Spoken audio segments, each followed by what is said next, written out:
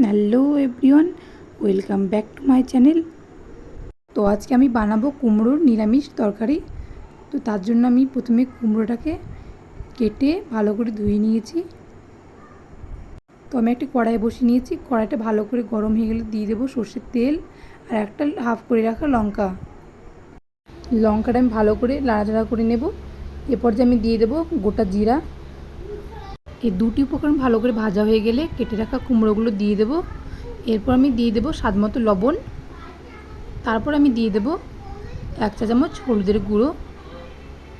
বাকি মশলার সঙ্গে এগুলো ভালো করে মিশিয়ে নেব। এবার আমি সেদ্ধ হওয়ার জন্য ঢাকনা দিয়ে দেবো।